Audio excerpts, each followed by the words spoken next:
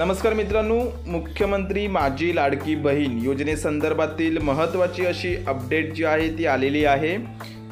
मुख्यमंत्री माझी लाडकी बहीण योजनेचा पहिला हप्ता जो आहे तो लवकरच लाभार्थी महिलांच्या बँक खात्यामध्ये जमा केला जाणार आहे।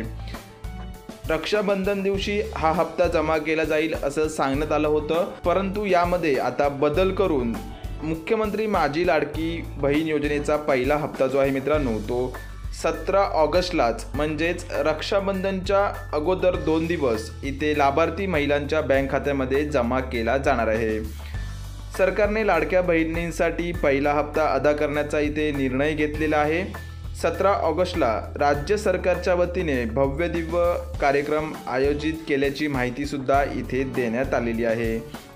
मित्रांनो, आज झालेल्या मंत्रिमंडळाच्या बैठकीत यावर निर्णय झाला असून 17 ऑगस्टच्या कार्यक्रमाला मुख्यमंत्री आणि दोन्ही उपमुख्यमंत्री जे आहेत ते इथे उपस्थित असणार आहेत।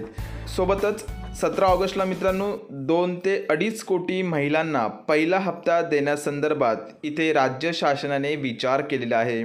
तर मित्रांनो, अशा प्रकारची अपडेट आहे।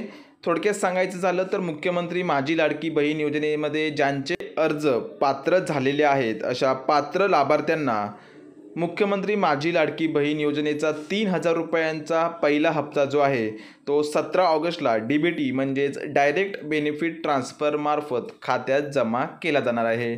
अपडेट कशी वाटली मित्रांनो कमेंट बॉक्समध्ये नक्कीच कळवा। चॅनलवरती नवीन असाल तर चॅनलला सबस्क्राईब करून ठेवा, सोबतच आमच्या टेलिग्राम ग्रुपला सुद्धा जॉईन करा, जेणेकरून अशा प्रत्येक नवीन अपडेटची माहिती तुम्हाला भेटत जाईल। धन्यवाद।